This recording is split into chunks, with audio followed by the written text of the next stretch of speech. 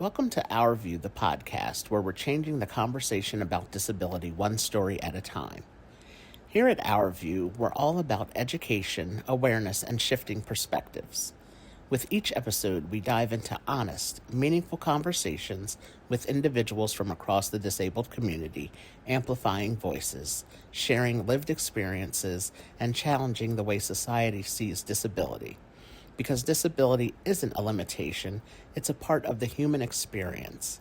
So pull up a seat and join us as we broaden the view and bring real, powerful stories into focus.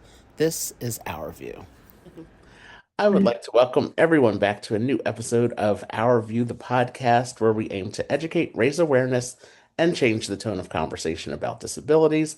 I'm your host, Arthur Aston, and today I'm happy to welcome my guest, Allison, to the podcast. And Allison, thank you for joining me today. I'm really excited to have you on as a guest. Thank you for having me. I'm excited to be here. Yes, you're welcome.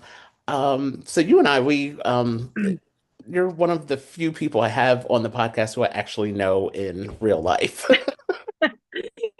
A lot of my guests I That's meet, funny. yeah, a lot of my Yes. guests I become friends with them, but I meet them first like through online platforms and things like that. So you and I actually know each other. We have met in person a few times, and so yeah, so I'm happy to have you on. And can you just start the podcast by introducing yourself and sharing your story with everyone and telling them who you are and what you do and all that cool stuff. Sure. So thank you so much for having me. I really appreciate it, Arthur. And it's been so fun getting to know you over the past. Well, I feel like we've known each other sort of for a few years, but I feel like we've gotten to know each other even more over the last few months. Excuse me. So my name, as I said, is Allison. I am a woman of I have wear many hats, I should say. So I started my career as a journalist and I still consider myself a journalist. I am a writer. I am a disability advocate. I am a filmmaker, and I also work as a digital media specialist at a gym called Zeus Fitness. That you had the owner of Zeus Fitness on your podcast, Jake, and it's a gym for people with disabilities. So my journey, the reason I mentioned journalism first was because my journey began when I became a journalist. I went to school for journalism, and part of the reason I wanted to be a journalist was because I grew up in a household with a single mother, and my older sister is profoundly developmentally disabled. I also grew up with a grandmother who had MS, multiple sclerosis, and used a wheelchair full time. So I was immersed in disability culture, both physical and developmental, from the time I was born. And I really, over the years, through my childhood, saw how inaccessible the world is for people with disabilities and their families. And I really wanted to change that reality. I was an advocate before I even knew what that word meant. And I had a teacher recommend I go into journalism. He said, I remember I was in high school and he said, "You're a great writer and I was like I said, I was an advocate. I was speaking out for people with disabilities, not for any reason other than like it affected me and it upset me and hurt me what was happening to my sister and other people I saw. And so I think my teachers saw that reality and said, you should really go into something where you're using your writing, using your voice to help this population.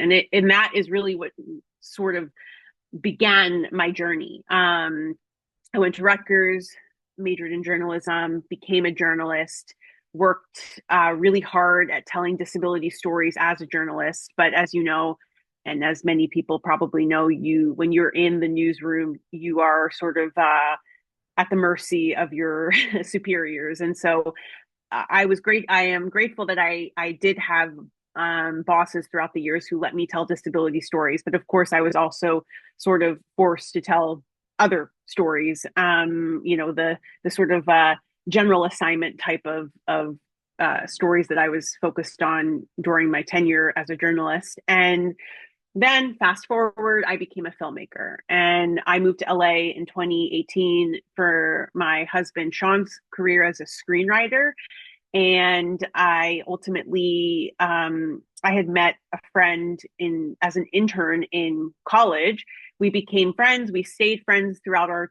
He became a journalist as well, and we would talk over the years about wanting to tell longer form stories, and specifically stories focused on underrepresented communities. And for me, the disability community was, of course, my heart. And in 2020, we decided to make that a reality. We started our production company, Birdmine. We started creating stories focused on underrepresented communities, and our first two films focus on the disability community. And then I'm still doing this, of course. I think that's why we're here chatting today, is specifically because of my films. So I'm still a filmmaker. Birdmine is we're still working on creating films, and we're in the sort of on the back end of our two films that we've created already. And I also, though, recently, now it's been about 2 years, I've been working at a gym for people with disabilities. And I was actually very much inspired to work there from because of one of my films that I created. So that is sort of me in a nutshell. Yes, yes. And as you mentioned, you are a journalist, and that is how we originally connected. During the pandemic, you were writing a story, I believe it was about how the pandemic was impacting people in the disability community. And so you found me, and through finding me, we realized that you were originally from New Jersey, and I am still in New Jersey. We're like a couple towns away from each other, and so you wrote a story about me and the work that I do. During the pandemic time, I think that was maybe in 2021 or so when you were writing that. So, it's great to have stayed in touch with you and to have been, part of, seeing your film and things like that. So we will get into that conversation right now, actually. As you mentioned, you are co-founder of Birdmine, which is a film production company. You started a little bit, talking about it a little bit, but can you share about the creation of this company, how you came up with the name? I love that story. And go into a little bit more about the types of films and projects that you are producing through the company. Sure. So Cody Leibowitz, my friend and co-founder, he and I met as interns at Comcast Sportsnet when we were both in college, and we met as interns. We became friends. We stayed friends throughout our careers. We both became journalists, discussed wanting to tell longer form stories, and fast forward, we decided in 2020 to finally create a production company, a film production company. When we first created Birdmine, it was with the intention of only telling documentaries, but that quickly shifted, and we also create narrative films as well. Um, so Birdmine, there's a few reasons for the name. So one, our mothers heavily influenced our lives, Cody's mother and my mother. Cody's mother passed when he was fairly young, and we wanted to honor our mothers within our business. And so one of Cody's mother's favorite characters is Woodstock, from Snoopy. And so that was sort of part of the bird aspect of our name. There's another kind of bigger piece to this, but and then my mom actually designed our logo. So our moms are heavily involved in the creation of our company, but also as journalists, I'm sure, I don't know if you've heard or if your audience has heard of the canary in the coal mine, reference, but it was canaries used to alert coal miners to danger. And we as journalists are alerting our viewers, our listeners, the people who are absorbing our content to not just danger, but to important topics that need to be heard. And so that was sort of the why Birdmine became the name of our company. So, Birdmine is a company, like I said, a production company that focuses on underrepresented communities. And we focus on the disability community now twice in our films because of how close to my heart and Cody's heart this community is. And so we have two films. One, our first film is a short film. Actually, we started our documentary first, but the short film was finished faster. But the short film is a love letter to my mom and sister. I wrote it, co-directed it. And then, as you do in short film, in the independent film industry, sort of wear a million hats because you're not backed by a big studio.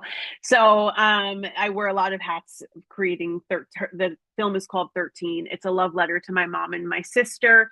I was inspired to write it because my older sister, I don't know if I mentioned this, but like I said, she's developmentally disabled. She also is non-speaking. And she was the first person to have a bat mitzvah at our synagogue growing up. First person with disabilities and who doesn't speak. So it was a very big monumental moment in not only our personal lives, but in the synagogue and our community's life. And so I thought I was really inspired by that, and my mom's sort of advocacy, how she opened doors for my sister, and how like Becky having that opportunity then opened the doors for people with disabilities who came after her. And so I wrote a short film inspired by that. And so 13 is it's been in many festivals, the Austin Film Festival probably being the most prominent one. And we've played internationally. It's played in Canada. It's played in Israel. It's played all around the country here. And so that's 13. And then Meandering Scars is our big documentary. And we started Meandering Scars back in towards the end of 2020, like sort of we sort of found the subject of our documentary. We learned about her then and started our research process. And then we started filming in 2021. And it's about a woman who was paralyzed in a domestic violence incident and who worked to climb Mount Kilimanjaro, the tallest freestanding mountain in the world, in her wheelchair. And it was all to raise awareness about suicide and mental health struggles in the disability community. And so Erica's story, Erica Bogan is the woman we followed. And I remember meeting her and hearing her story. And I thought she was, of course, an extraordinary person. Just like wanting in general to climb a mountain is crazy, whether you're disabled or not. I was not a mountain climber before this. And so I was just like, oh, that's interesting. You want to climb this mountain. And then she revealed to me sort of like very casually that she was doing this for this like very important reason, this reason that, she wants to spread awareness. She herself struggled with her mental health. She had many friends with disabilities who took their own lives. And it was, she wanted to do this to spread awareness. And that for me was really what solidified wanting to tell this story was this. And it's a very like understudied, underfunded in regards to research, the topic of people with disabilities who die by suicide. So we decided to take on that it's quite a heavy topic. And we followed her for several years. We followed her up the mountain. We followed her after the mountain.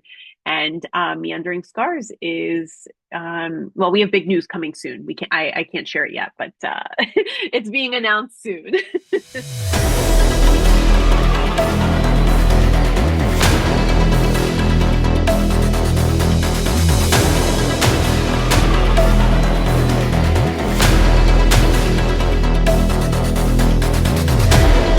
Everyone, Allison here, and I'm breaking into this previously recorded Our View podcast with my friend Art Aston to share some exciting news that I could not share when we recorded the podcast a few months ago.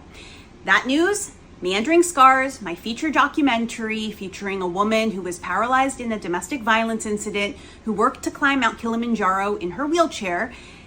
we got distribution. So exciting. This is the most exciting news we've had in a really long time, and we are so grateful to our partners at Freestyle Media, who are our distribution partners. So what does this mean? What does distribution actually mean? It means that starting Tuesday, July 21st, you can see Meandering Scars on digital platforms, two of the bigger platforms being Amazon and Apple. So if you haven't yet, why don't you go head over to Amazon and Apple? You can rent or buy Meandering Scars, support us, support this film, and help us change the way the world views disability. That is great. I attended one of your screenings for Meandering Scars um, earlier this year. I think that was that January, maybe? Yeah, it was it was the first weekend of January. Yes, I'm like all these days and months are running together, so I'm Yeah. like I think that was January.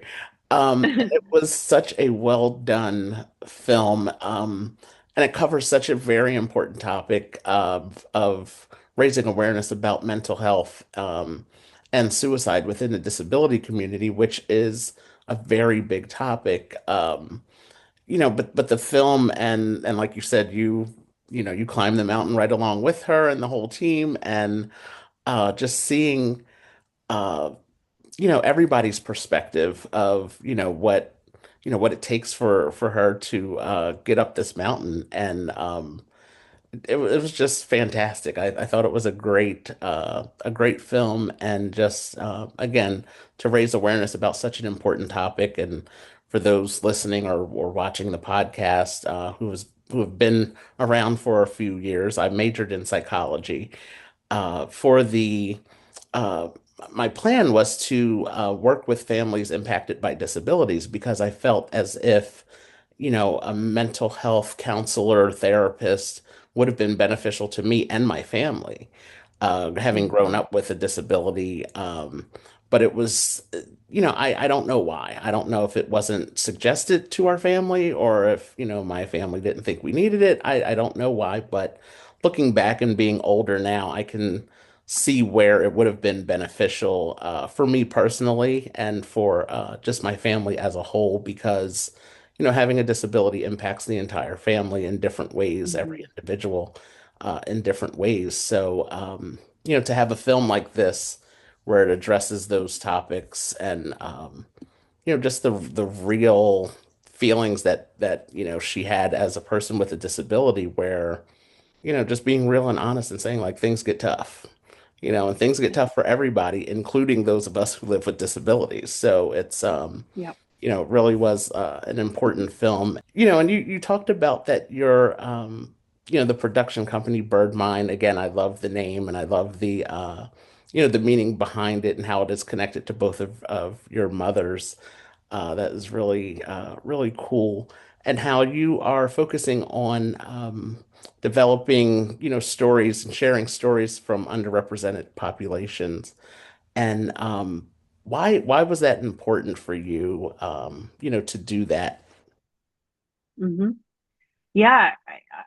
So many reasons. I mean, specifically when it comes to the disability community, you just said this.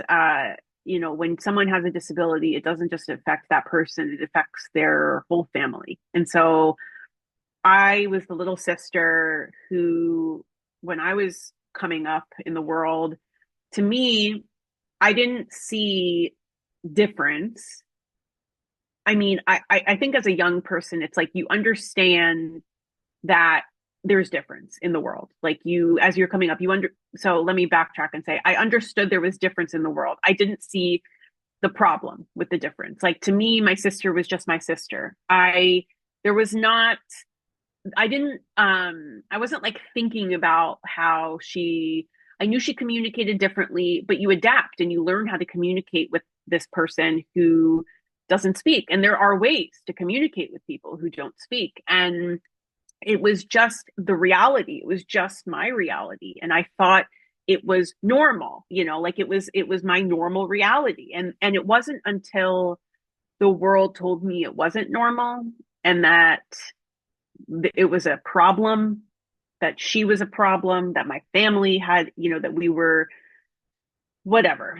The world told me that, it was the issue, that this was an issue. And so when I started to experience that, I was in second grade actually. That I was in second grade the first time I experienced like essentially the story is that I lost a friend because of my sister, because of, this girl was scared of my sister. And I will never forget that feeling of like you just as a I think I was like what second grade. You just like don't understand. You're just like, how is this possible? How could you? And then you experience all of these emotions, and I don't know, like that really started my understanding of the inaccessibility of the world, the lack of understanding when it comes to people with disabilities. And I really wanted to change that. So throughout my life, I like to say now, like I sort of have I don't think I knew this then when I started my like early advocacy, but I know now that I like want to change the way the world views disability. And so how do you do that? Well, you do that through stories. You do that through sharing your experiences. And that's why I'm so open and vocal about my experiences. And that's why I want to put more disability stories on screen, and not just disability stories per se, but people with disabilities just living their lives, just being, just existing.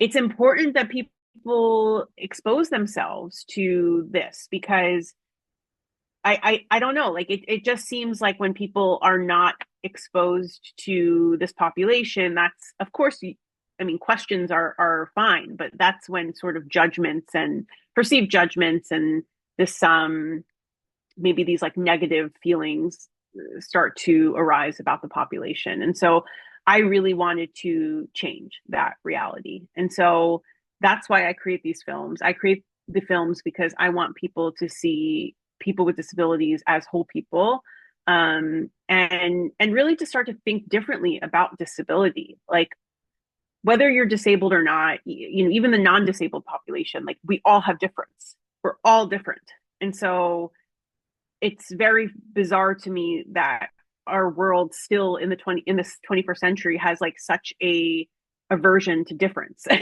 I'm like, how I feel like we've come so far as like a species, and yet still we are talking about the same things.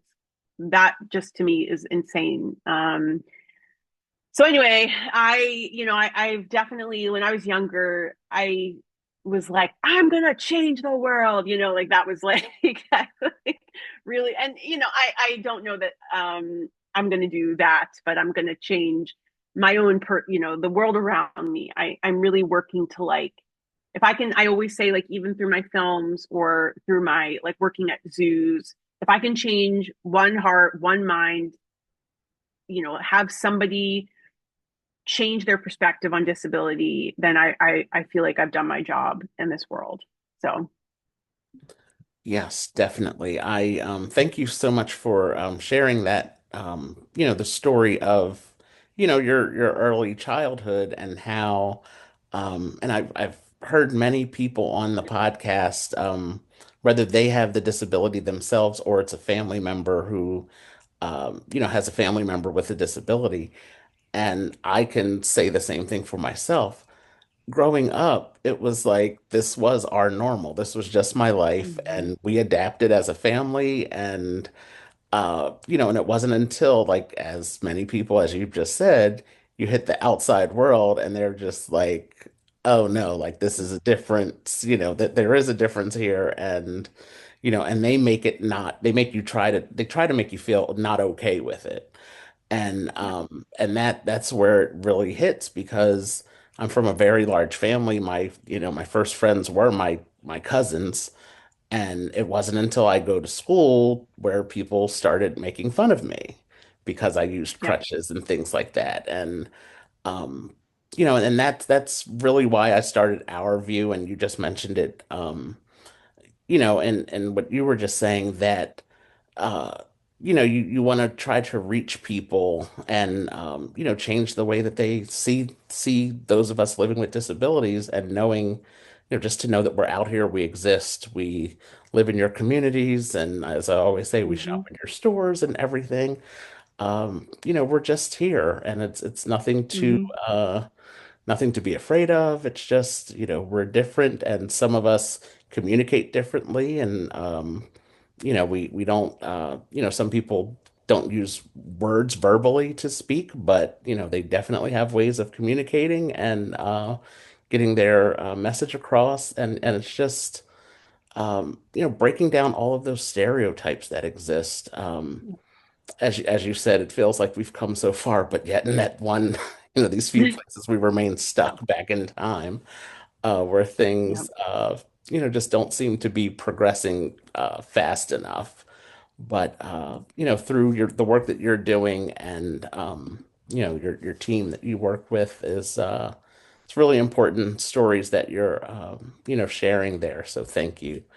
Thank you for that. I definitely appreciate it and look forward to working and continuing to work with you in different ways. And as you mentioned, you did connect me with Jake from Zeus Fitness. So that was a great episode to record a couple of months ago and to talk about the work that you all do there with the gym that is fully inclusive and reaching out to the disabled community because again, that is some place where um, you go to a gym and you think of a certain, body type where it's all the people working out and Hmm. everything. And as a person with a disability, having been to a few gyms myself, it's like you don't really feel like you're part of that community. So, for you all to have that space there in Los Angeles to, help include those of us with disabilities, that's a really, really fun place, it sounds like. Yeah. Oh, Zeus is amazing. I mean, it's a gym that meets people where they're at. Hmm. And it's we have people of all stripes that come to zoos, people with developmental disabilities, people with physical disabilities. And I mean, one of my favorite parts about working there is that every person who walks in those doors is an athlete. Hmm. We work with each person to see what their ability is. And we work on helping them not just physically, but we call ourselves coaches. Like we're not just there to help with the physical transformation, but it's a emotional and mental transformation. I'm fortunate to be their digital media specialist, so I'm telling stories for them too, which is like I have everything I love under one roof at zoos. It's my passion for the disability community, it's fitness and health, it's the media and filmmaking and writing. And like I'm actually, before I hopped on this call with you, I'm putting together a video for one of our athlete spotlights, and it's a young woman with autism who is non-speaking, and so she communicates with her iPad, and so the video is going to be her communicating with her iPad, and like that to me is so exciting that I'm telling this story because people are not used to seeing somebody communicate in that way. And like that's what we need to see people communicating in that way because this is the reality. I don't know the percentage, but I'm sure a large percentage of people are non-speaking. And so it's there's just, we were talking about this before, but there's so much, there's difference, but there's so much beauty in that difference. And the fact that we all communicate differently, we all look different. I mean, that is the world, that is our world. And so that's why the media is so important and why we need to show that reality. And so it is normalized. So it's, we can understand that there is more there. Beauty is not one specific thing. There's so many ways to be beautiful. So, and strong. Yes. Yes, definitely. I love what you just shared about sharing the story of your athlete there at Zoos through Mhm. how she communicates with the iPad. It Mhm. is there is the assistive technology that exists for people like her and others, and it's it's important that you do highlight those things, and to share that on a social media site where thousands of people can be exposed to it, and see that, and that it is that's just her life and how she how she Mhm. communicates. It's nothing, it's different for a lot of people, but it's everyday life for certain people. So yeah, so thank you again for this conversation. And can you just share with everyone where they can find you on social media, and how they can connect with you? Of course. So you can find Meandering Scars, our film, at Meandering Scars on Instagram. And we also have a Facebook page and an Instagram for Birdmine. It's just Birdmine Stories. And then, yeah, I think those are like the two places to keep up with our films. I also have an Instagram. I'm gonna look it up because it's like newer for my fitness stuff with zoos. Hmm. Let me just look at. I think it's Move with Allie, but let me just make sure. Yeah, it's Move with Allie. That's me. And so I post a lot of my stuff that I'm doing with zoos there. I also share stuff with my films and everything, but it's like a mostly fitness and disability focused content from what we're doing at the gym. So that's another place you can find me. Great. Thank you so much, Allison. This conversation has been great, and it's always great to connect with you, and to just have conversations with you. I always appreciate what you have to share, and really excited for what is to come for you and Birdmine, and hearing about new films and things that you have coming up. So we will definitely stay in touch, of course, and look forward to having another conversation with you on the podcast, on another topic. So thank you for having or for being here today for this conversation. Thank you for having me. It was so great. I Yes. appreciate you. Yes, you're welcome. Thank you for joining us for this episode of Our View, the podcast, where we amplify the voices and stories of those in the disabled community, one conversation at a time. If this story moved you, taught you something new, or sparked a different perspective, we'd love to hear from you. Write a review of the podcast on Apple Podcast, and be sure to subscribe so you don't miss future episodes. Follow us on all social media platforms at Our View for Life 25. At Our View, we believe that disability is not a limitation. It is a powerful part of the human experience. So until next time, keep listening, keep learning, and keep seeing the world through our view.